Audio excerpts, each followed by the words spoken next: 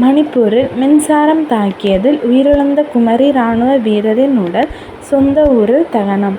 கன்னியாகுமரி மாவட்டம் தக்கலை அருகே உள்ள திருவிதாங்கோடு பகுதியைச் சேர்ந்தவர் வைகுந்த், வயது 28. இவர் மணிப்பூரில் இராணுவ வீரராக வேலை பார்த்து வந்தார். இவருக்கு வரும் நவம்பர் மாதம் திருமணம் நடைபெறவிருந்தது. மேலும் அந்த நாளில் புதிதாக கட்டி வரும் வீட்டில் குடியேறவும் திட்டமிட்டிருந்தார்.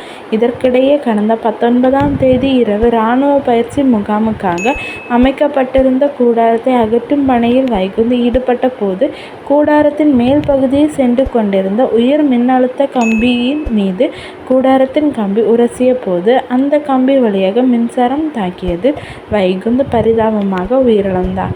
வைகுந்த் இறந்த செய்தியை கேட்ட அவரது தாயாரும் சகோதரி வைஷாலியும் துடிதுடித்து போனார்கள். பின்னர் வைகுந்த் உடல் நேற்று சொந்த ஊர் கொண்டு வரப்பட்டது. அங்கு புது வீட்டில் அவரது உடல் வைக்கப்பட்டு மரியாதை செலுத்தப்பட்டது. இதில் இராணுவ வீரர்கள், அதிகாரிகள், பொதுமக்கள் என பலர் மலர் வளையங்கள் வைத்து அஞ்சலி செலுத்தினார்கள். பின்னர் 42 குண்டுகள் முழங்க இராணுவ மரியாதையுடன் வைகுந்தின் உடல் தகனம் செய்யப்பட்டது. இச்சம்பவம் அந்த கிராமமே சோகத்தில் மூழ்கியது. நீங்கள் பார்த்துக் கொண்டிருப்பது C4Tech தமிழ் சேனல்.